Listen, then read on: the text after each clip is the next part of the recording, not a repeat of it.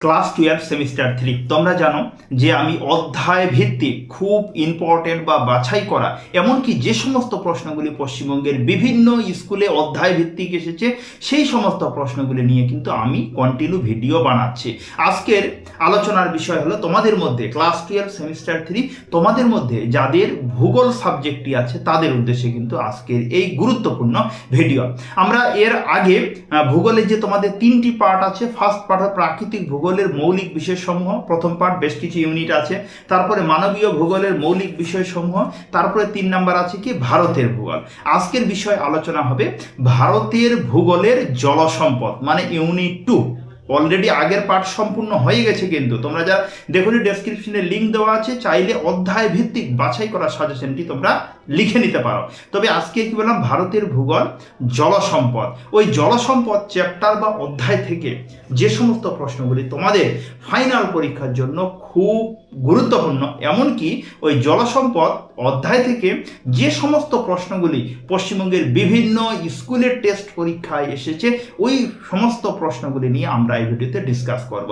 কেননা দেখো, একটি অধ্যায় থেকে খুব ইম্পর্টেন্ট প্রশ্নগুলি যদি পশ্চিমবঙ্গের 20টি স্কুলের প্রশ্নপত্র যদি ওই অধ্যায় থেকে যে কোশ্চিন এসেছে আমরা যদি এই প্রশ্নগুলি পড়ি আর তাছাড়া খুঁটিয়ে খুঁটিয়ে যদি প্রতিটি প্রশ্ন পড়ি ওই অধ্যায়ের, তাহলে তো আমাদের কমন পাওয়া নিশ্চিন্তে, তাহলে তো আমরা কমন পাবই, এটা তো স্বাভাবিকভাবে বলা যায়। ঠিক এইরকমই আমি প্রতিটি সাবজেক্টের অধ্যায় ভিত্তিক এইভাবে গুরুত্বপূর্ণ প্রশ্নগুলি নিয়ে আলোচনা করি। তোমরা ভিডিওটি দেখলে বুঝতে পারবে যে ব্র্যাকেটের মধ্যে স্কুলের নাম সাল সহ দেওয়া আছে, দেখে বুঝে যাবে কোন স্কুলে কত সালে প্রশ্নটি এসেছিল। তোমরা অবশ্যই খাতা কলম নিয়ে রেডি হও, ভিডিওটি সম্পূর্ণ দেখে সব প্রশ্নের উত্তর নিজেদের খাতায় লিখে নাও। আর অন্যান্য সাবজেক্টেরও অধ্যায় ভিত্তিক আমি অলরেডি দিয়ে দিয়েছি, তোমরা যারা দেখোনি প্লে লিস্টে গিয়ে চাইলে দেখে নিতে পারো। নতুন হয়ে থাকলে চ্যানেলটিকে সাবস্ক্রাইব করতে একেবারে হলো না, তোমাদের লাস্ট মিনিট সাজেশন আমি যত পারি তাড়াতাড়ি নিয়ে আসবো। তাহলে আমরা এবার স্টার্ট করি।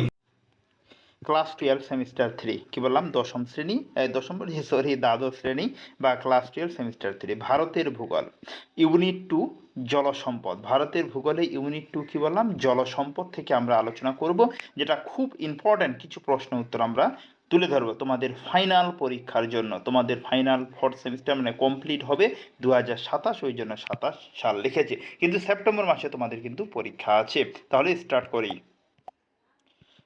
প্রথম প্রশ্ন নাম্বার 1, যে ভারতের ব্যবহারযোগ্য জল সম্পদের পরিমাণ কত?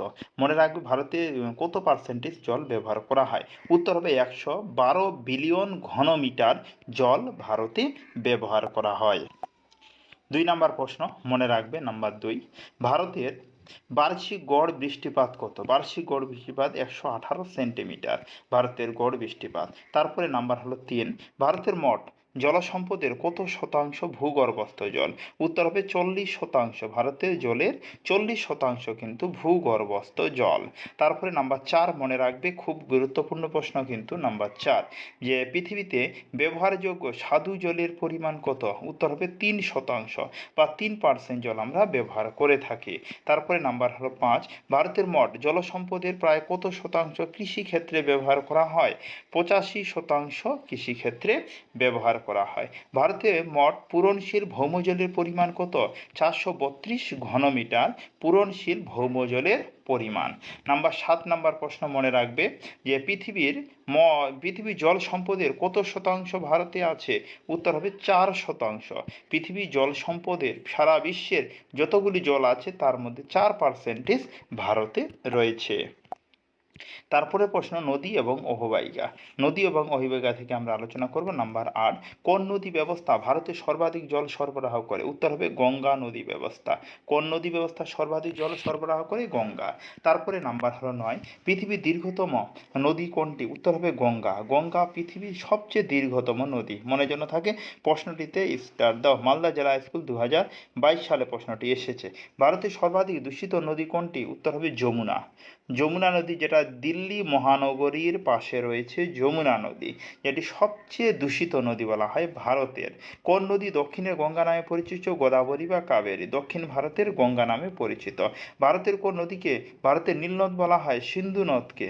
ভারতের কোন নদীকে মনে রাখবে, প্রশ্নটি কিন্তু ভেরি ভেরি ইম্পর্ট্যান্ট, স্টার দিতে পারো এই প্রশ্নটি। ক্লিয়ার? যে ভারতে কোন নদীকে ভারতের নীলনদ বলা হয়? সিন্ধু নদ। ভারতে কোন নদীকে সরো অফ বিহার বা বিহারের দুঃখ বলা হয়? কোশি নদী বা কাশী নদী। গঙ্গা নদীর প্রধান উপনদীর নাম কি? যমুনা। গঙ্গা নদীর প্রধান উপনদীর নাম হলো কি? গঙ্গা নদীর প্রধান উপনদীর নাম যমুনা। তারপরের প্রশ্ন, বহুমুখী নদী পরিকল্পনা থেকে, হ্যাঁ 15 নম্বর প্রশ্ন, ভারতের প্রথম নদী পরিকল্পনা কোনটি? উত্তর হবে দামোদর নদী পরিকল্পনা ভারতের প্রথম নদী পরিকল্পনা। মনে যেন থাকে, গুরুত্বপূর্ণ প্রশ্ন কিন্তু এটি। তারপর নাম্বার 16, ভারতের উচ্চতম জলাধার কোনটি? তেহরি জলাধার ভাগীরথী নদীর তীরে নদীর উপর অবস্থিত তেহরি জলাধার ভারতের সবচেয়ে উচ্চতম জলাধার।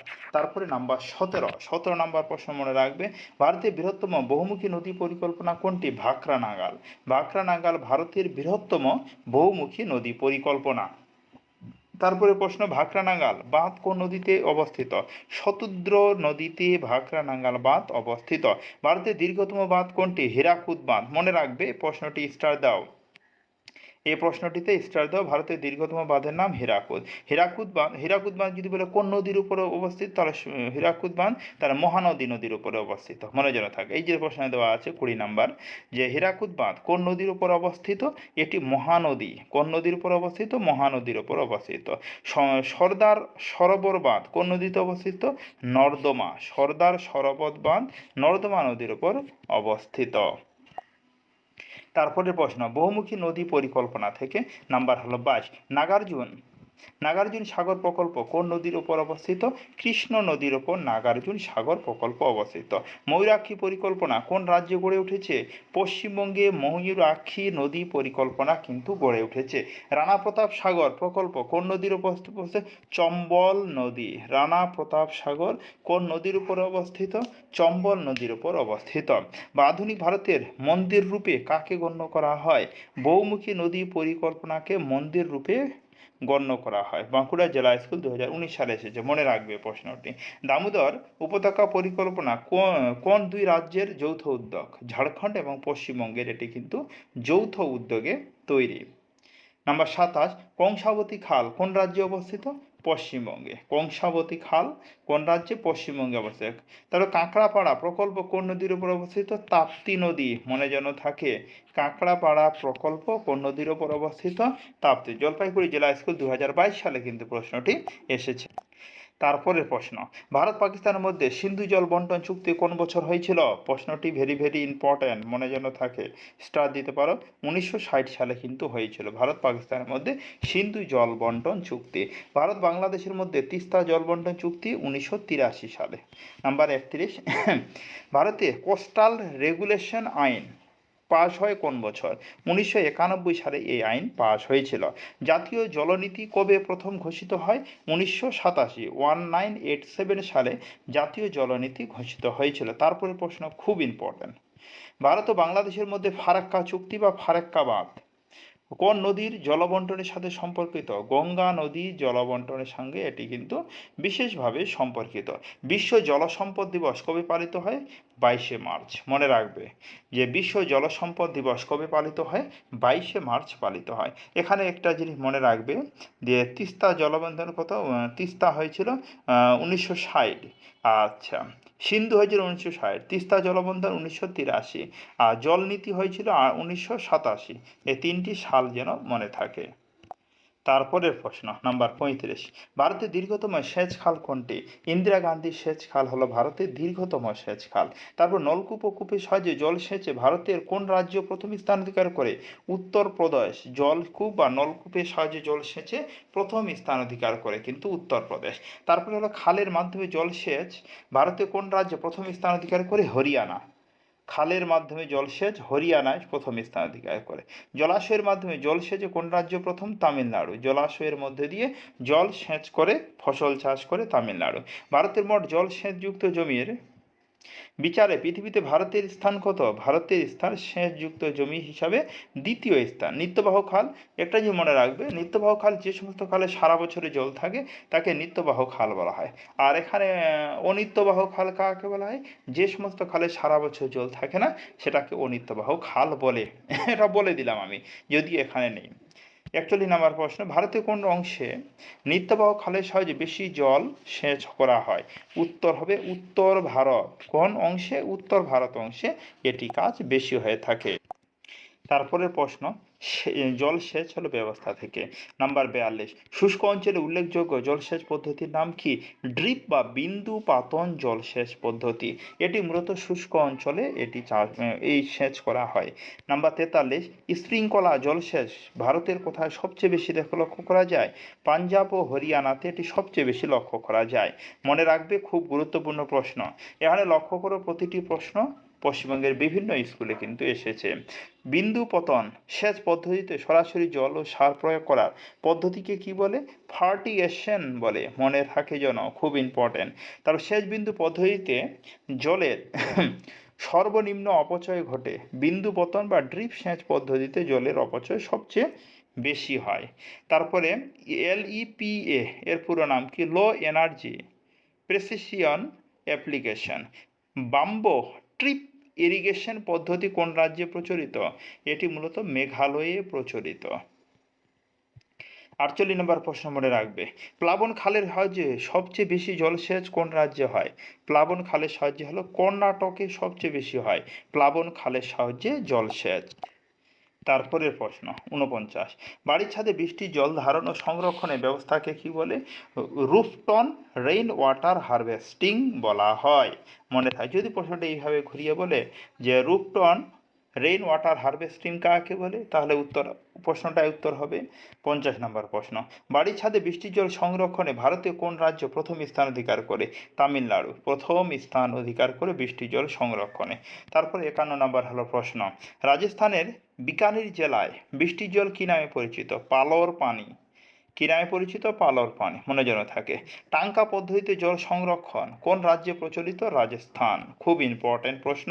তারপরে জোহর পদ্ধতিতে কোন রাজ্যে প্রচলিত? রাজস্থান। ট্যাঙ্কার রাজস্থান। এগুলো বিশেষ জলসেচ পদ্ধতি, বিশেষ গুরুত্বপূর্ণ হলো কি রাজস্থানেই হয়। খাদিন কি?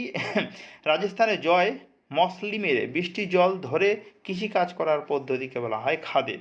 বাউড়ি, রাজস্থান অতি শুষ্ক অঞ্চলে গভীর কুয়ো খনন করে জল সংরক্ষণ পদ্ধতিকে বলা হয় বাউড়ি। মনে জন্য থাকে, খাদিন এবং বাউড়ি দুটি কিন্তু ইম্পর্টেন্ট।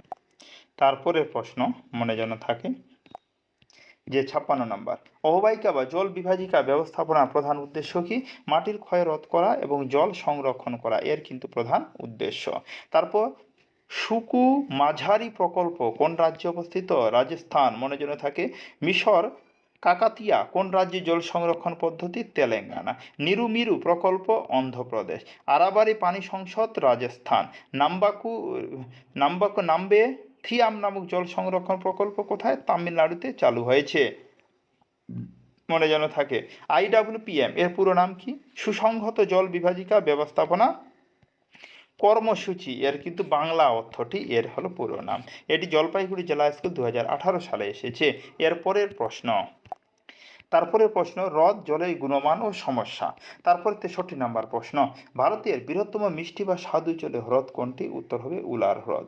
ভারতের বৃহত্তম মিষ্টি বা স্বাদু জলের হ্রদ। মনে যেন থাকে, খুব ইম্পর্টেন্ট প্রশ্ন, এটি কিন্তু স্টার দিতে পারো।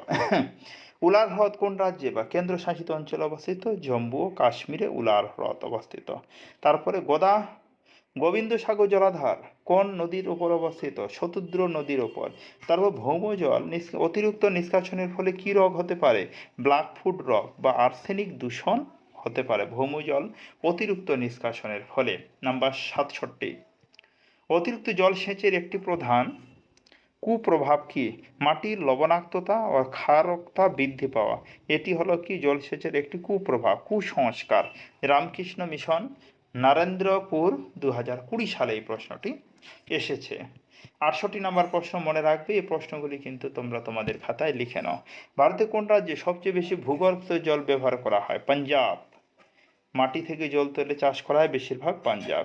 জল কী ধরনের সম্পদ? পুনর্ভব বা নবীকরণযোগ্য সম্পদ বলা হয় জলকে। নেক্সট প্রশ্ন, তারপরে প্রশ্ন মনে রাখবে, নমামি গঙ্গা প্রকল্পের উদ্দেশ্য কি? ভেরি ভেরি ইম্পর্টেন্ট প্রশ্ন, ভেরি ভেরি ইম্পর্টেন্ট।